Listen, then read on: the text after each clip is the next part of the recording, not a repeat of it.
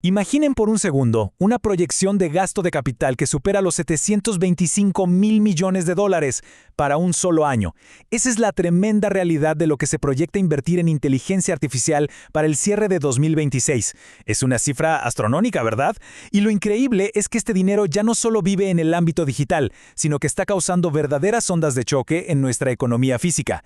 En este análisis vamos a desglosar exactamente cómo este nivel de gasto está reconfigurando el poder corporativo, fracturando las políticas de los bancos centrales y literalmente reescribiendo la geopolítica internacional a través de las limitaciones físicas del mundo real. ¡Arranquemos! Para que tengamos clara la ruta de hoy, vamos a ir haciendo un zoom desde lo más micro hasta lo macro. Arrancaremos con este choque entre los bits y los átomos, pasaremos por el cuello de botella físico, saltaremos a la infraestructura terrestre y orbital. Luego veremos el resurgimiento del software y cerraremos con dos temas pesados, la fractura interna en la Reserva Federal y lo que está en juego en la cumbre Trump-Xi. Así que, pasemos al primer punto, de bits a átomos.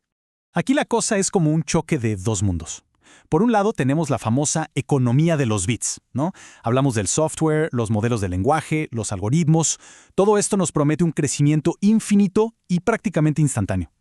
Pero de repente, chocamos de frente contra la economía de los átomos. Hablo de la energía, el silicio, el cemento de los centros de datos.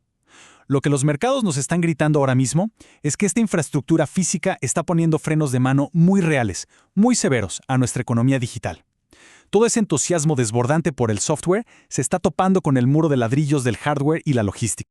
Y esto nos lleva a la sección 2, el cuello de botella físico. Vamos a ver cómo se ve este muro de ladrillos en la práctica.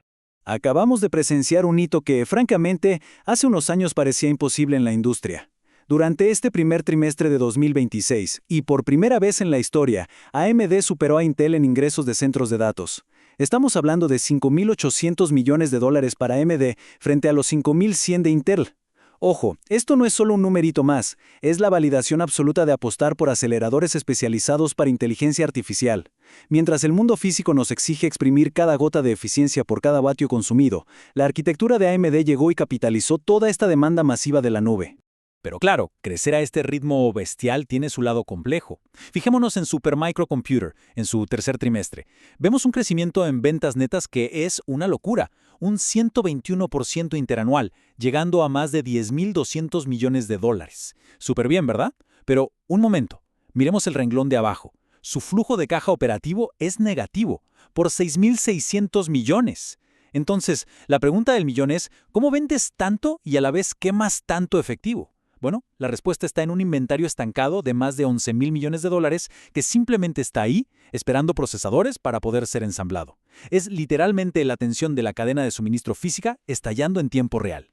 Y aquí es donde la historia se pone interesante. ¿Por qué ocurre este atasco masivo? Entra en escena un concepto crucial, la preparación de sitio. Resulta que Supermicro no decepcionó a Wall Street porque no tuviera chips, no, sino porque las instalaciones de sus clientes simplemente no estaban listas para recibir los equipos. Estos inmensos centros de datos de destino no contaban con la potencia eléctrica o las redes de enfriamiento líquido necesarias para enchufar semejantes bestias de servidores. En resumen, la tecnología está lista para arrancar, pero el mundo físico que debe alojarla todavía no. Pasemos a la sección 3, hiperescala terrestre y orbital. Y sí, escucharon bien la palabra orbital.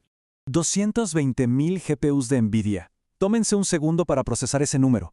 Ese es el tamaño gigantesco del centro de datos Colossus 1 en Memphis. Este gigante, originalmente construido por la empresa xAI de Elon Musk, acaba de ser alquilado enteramente por Anthropic. Es uno de los acuerdos de arrendamiento para un solo inquilino más grandes en toda la historia de la tecnología. Los principales laboratorios de IA están tan desesperados por asegurar poder de cómputo hoy mismo que están firmando tratos masivos para saltarse los tiempos de construcción terrestre, que actualmente te pueden tomar hasta 36 largos meses. Pero claro, darle casa y comida a 220.000 GPUs tiene un costo físico monstruoso, 300 megawatts. Esa es la energía que traga Colossus 1. Para ponerlo en una perspectiva más terrenal, esto equivale a la electricidad que consumen cientos de miles de hogares al mismo tiempo. Es una salvajada.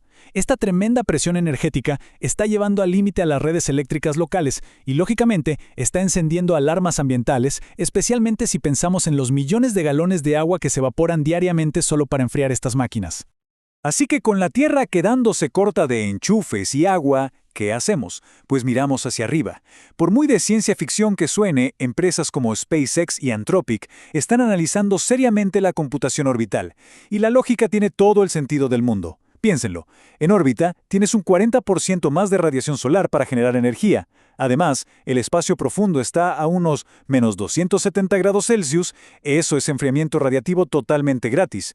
Y lo mejor de todo, cero consumo de agua. Básicamente, si los átomos en la Tierra son nuestro gran cuello de botella, la solución más lógica podría ser sacar el procesamiento fuera de este planeta. Volviendo a poner los pies en la Tierra, vayamos a la sección 4, el resurgimiento del software. A principios de año, había un pánico tremendo en el mercado. Se hablaba de un apocalipsis, existía este miedo genuino de que la IA generativa iba a arrasar con las empresas de software tradicionales. Bueno, olvídense de eso. El mercado le dio la vuelta a la tortilla espectacularmente. Gigantes consolidados como Oracle, Microsoft o empresas de ciberseguridad como Palo Alto Networks pegaron saltos tremendos de valor. 40%, 12% y 30% arriba respectivamente en cuestión de un mes. Lo que nos demostraron es que integrar inteligencia artificial no es una amenaza, sino un supermultiplicador de valor. Y el mundo corporativo está pagando un precio premium con mucho gusto por ello. Un caso práctico fascinante de este rebote es Pinterest. Si miramos su primer trimestre, el crecimiento que tuvieron es combustible puro de IA aplicada a la publicidad. Ya alcanzaron los 631 millones de usuarios activos mensuales. Y fíjense en este dato, sus ingresos en el resto del mundo volaron un 59%. Resulta que su nueva suite publicitaria con IA está mejorando muchísimo las conversiones y abaratando la creación de campañas para las marcas. Es la prueba definitiva de que este software impulsado por algoritmos realmente funciona y monetiza. Ahora, hagamos un zoom out hacia la economía macro en nuestra sección 5, fractura en la Reserva Federal. Por lo general, el Comité de la Reserva Federal hace todo lo posible por mostrarse como un frente muy unido, pero en su reunión de abril de 2026, las cosas se salieron del guión. Vimos una disensión a 4 bandas. Para que se den una idea, un nivel de ruptura interna así no se veía desde 1992. Entonces, la gran pregunta es, con todo lo que hemos hablado, ¿qué fue exactamente lo que logró fracturar a uno de los bancos centrales más poderosos del planeta? Vamos a los datos para entender el debate. De un lado de la mesa tuvimos a Stephen Misiran. Él votó a favor de recortar las tasas 25 puntos básicos ya mismo, argumentando que si sacamos los ruidos del sector vivienda, la inflación ya estaba bajo control. Pero, del otro lado, 3 funcionarias, Hama, Kashkari y Logan, se opusieron tajantemente a dar cualquier señal de bajar las tasas. ¿Su motivo? Una inflación que sigue necia en el 3.3%, impulsada fuertemente por shocks energéticos. Es decir, toda esa inmensa sed de energía de la IA, sumada a las tensiones en Medio Oriente, está creando una inflación estructural que tiene a las autoridades monetarias completamente divididas. Y esto nos lleva a la cima del tablero global en nuestra sección 6, geopolítica y la cumbre Trump-Xi. Todo este torbellino tecnológico y económico va a aterrizar directamente en Beijing a mediados de mayo. La agenda para esta reunión de superpotencias es pesadísima.